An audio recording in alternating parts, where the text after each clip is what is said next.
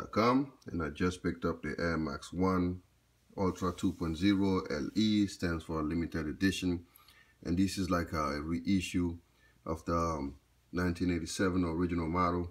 It came in a white, gray, red color combination, and this is pretty much a newer version of that old model, but with some kind of updates to it. I'll talk about that, and I'll let you know why they call them the 2.0 in a little bit. All right, now before I get into it, I want to quickly tell you something.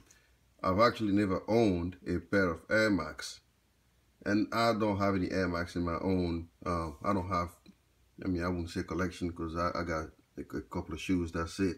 I don't collect. I don't have any Air Maxes. The only Air Maxes you see in my house are probably the kids or my wife. Now I know somebody that got the craziest Air Max collection I've ever seen.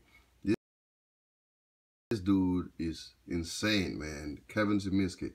He's got pretty much every single one of the Air Maxes that I've ever dropped. Like, he got everything. And when I get a chance one day, I'll put them up on the channel and you see what I'm talking about. But so I'm not gonna give you a nostalgic story on the Air Maxes. Like, oh, in 1987 when they came out, I got the shoes, and I was 6 when those shoes came out back in them sticks, man. I didn't know anything about no Nike shoes or none of that. So, all right? So I'm not gonna give you some kind of story, because I don't have any for you. But I'll show you the packaging, all right? So it comes in a red and white box. You see the label here, Air Max 1 Ultra 2.0 LE, style number. You could read that yourself.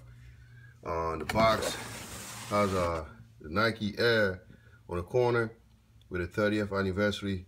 30 years later, Nike decides to bring the shoes back again with some iteration, some slight updates to it. Now, inside what you have is the story of the Air Max 1. So for those who want to know, when you open the box, you can read that yourself once you get the shoes. And then they've included this white sheet of paper with stickers on it with the Air Max 1 from the 1987 era. You see the hang tag here, Air Max Day is a 326, 30 years. It's been 30 years since these shoes came in the picture.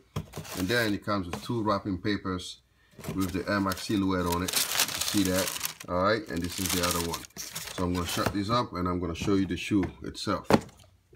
Now, let's go through it. It comes with a hang tag, Nike Air hang tag, orange. And let me move this. And so the color combination is white, red, gray, some black in it on the outsole. But pretty much this is it. White, red on the mudguard, and white on the midsole, some white on the toe box and extension of the tongue. And Nike branding, you can see it on each side panel. Red here, large swoosh. This all the Air Max will have the same thing, all right? And you got your mudguard here. And you also have some more logos on the back, Nike Air logo stitched up in there. And on the sockliner, you got your Nike Air logo as well. All right. And the 326, they put it there as a reminder of the original release date of Air Max in 1987, March 26, which coincided with my mother-in-law's birthday. And Nike swoosh logo on the outsole as well. This is pretty much it for the color. Now for the material. Now you have your suede, some kind of hairy suede on the toe box, and the mudguard. Not really the toe box, probably like the toe area, the tip of the toe, I would say. And then here you got that same suede back panel, heel area. You got the suede, and again on the lateral side, the mudguard, all suede and red. Now the reason why they're calling this the 2.0 Ultra, I guess, is the seamless overlays, the gray overlays. There's no, they are seamless, so they're trying to do away with the weight, so they make sure the shoe is really light. Now even the lace hole and lace loops here have been molded to look like the original model, right? Now the one thing that they did was they tried hard to use the original mesh that was used on the 1987 model on this toe box here, and on the other part. Everywhere you see the mesh, this is pretty much the mesh that was used in 1987. You also have some suede on the upper part of the back panel here, and the inside is the dual density inner liner to make sure your foot is like comfortable in there, and the tongue is well padded with that same mesh. and you have say a thick enough insole to make sure your foot is also comfortable. Now you can't have an Air Max without the visible air unit at the heel in that phylon midsole.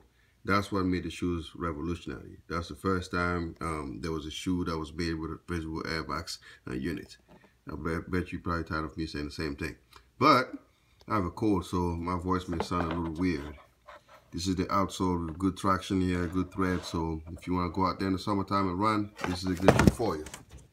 I almost dropped it. Now, I want to show you something else, man. I know people going to hate me for this, but this New Balance 247. To me, this is the best running / casual / lifestyle shoes that was like brought in this year. This shoe is so comfortable.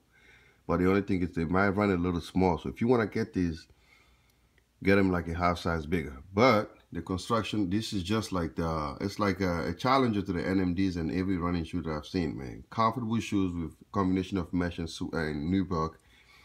Around the ankle here, you have your nice sock-like construction, and the sole, the outsole here, and the sole is just rev-like cushioning.